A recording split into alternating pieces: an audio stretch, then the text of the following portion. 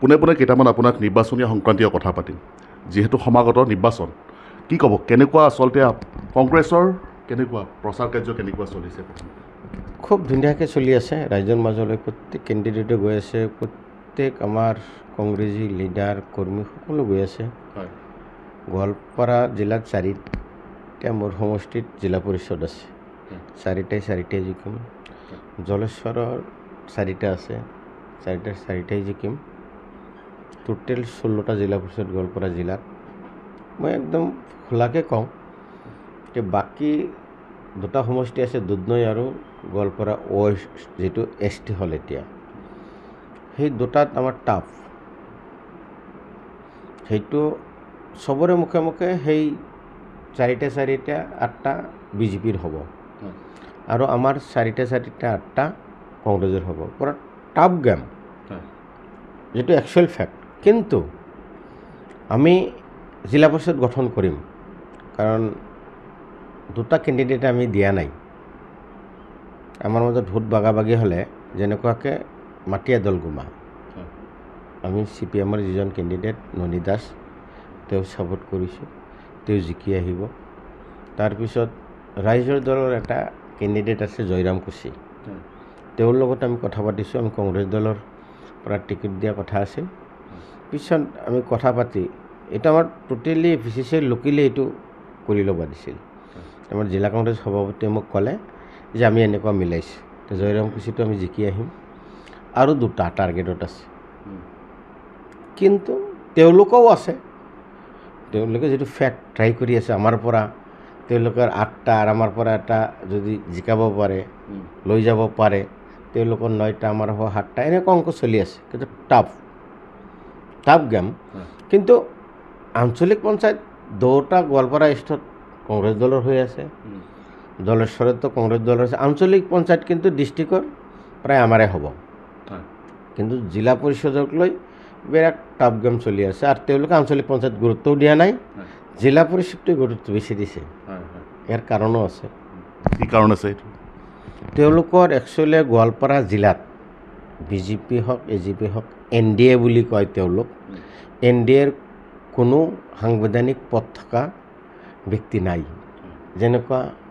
4জন বিধায়ক সাংবিধানিক পদত থকা 4জন বিধায়কে কংগ্ৰেছ দলৰ আৰু MP যিজন আহিল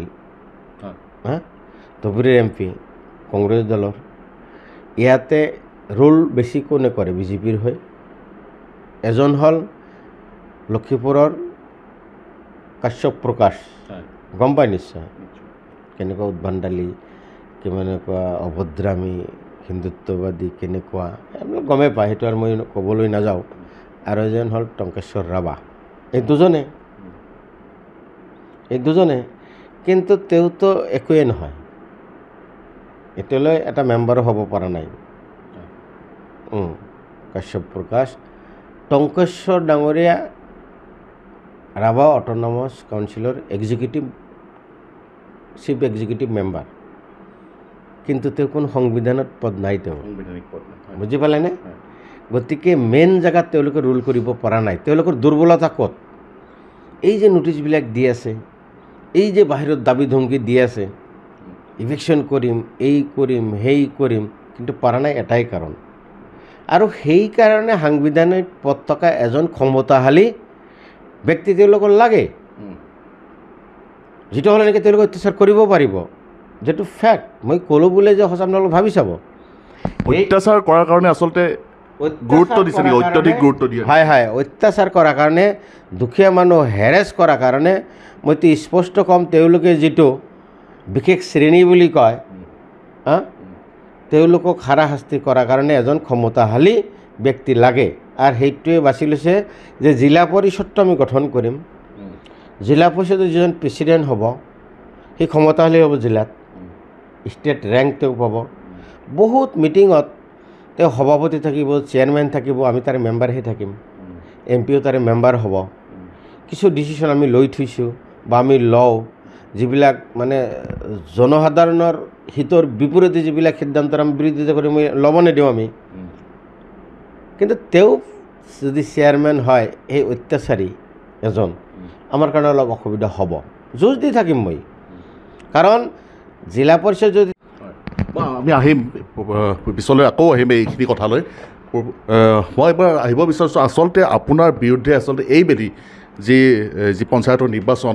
সৰ্বত্ৰে চৰ্চা হৈছে সামাজিক মাধ্যমত চৰ্চা হৈছে প্ৰত্যেকটো বিৰোধীয়ে আপোনাৰ সভাই সমিতি বেলে মিটিঙে এটা কথাই উত্থাপন কৰিছে যে আপুনি বুলি নহয় গোৱালপাৰাত বুলিয়ে নহয় সমগ্ৰ ৰাজ্যতে টিকটৰ বাবদ যি ধন লোৱা যি অভিযোগ উত্থাপন কৰিছে এই কথাটো আপুনি কি ক'ব ক'ত ধন লোৱা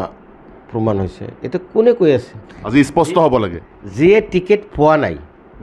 তেওঁহে কৈ আছে তেওঁৰ বাহানাটো সেইটোৱে আজি চাওক মই এটাকৈ কৈ আছোঁ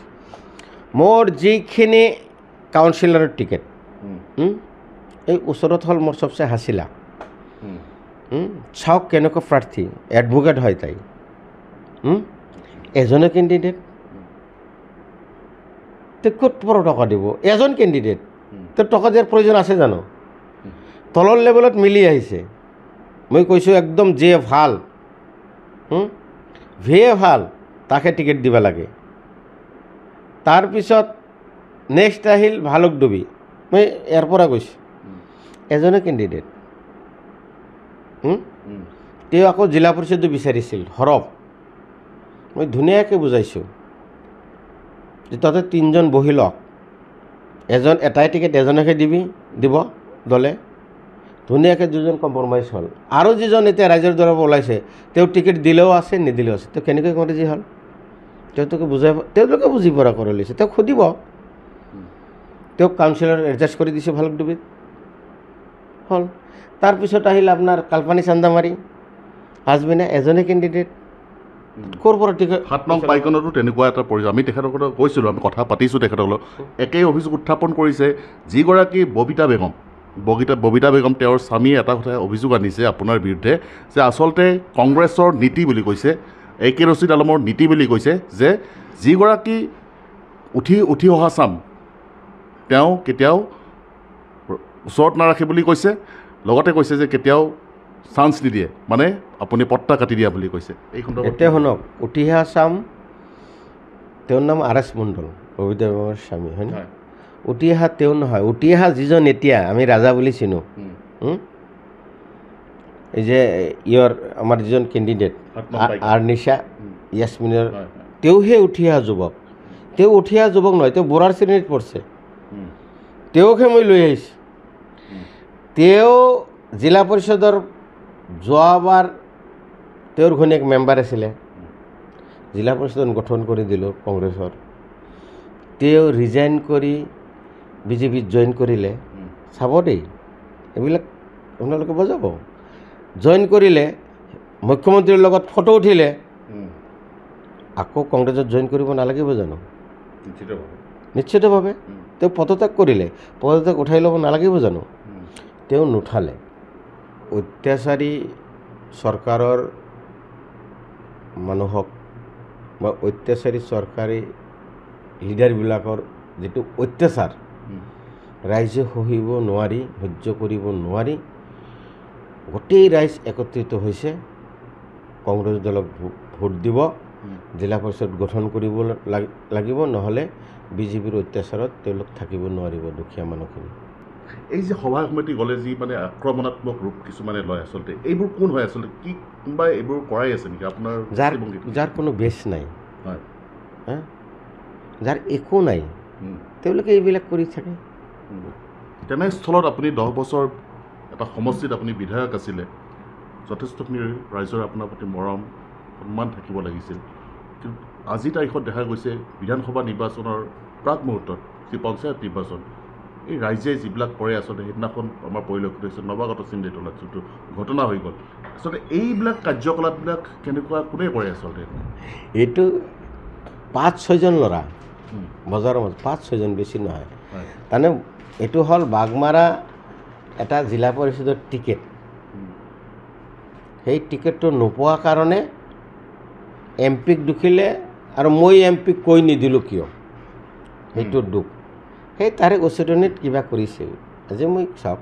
মোৰ বিৰুদ্ধে এতিয়া নেকি MP ইলেকশ্যনৰ আগত দেখোন কিমান কি দেখিছে হয় না কিমান ভোট পাইছোঁ 1,26,000 1,26,000 আৰু 41,000 আৰু প্ৰায় 25,000 26,000 ধৰক কিমান হয় 41 40 আৰু 26 ধৰক কিমান হয়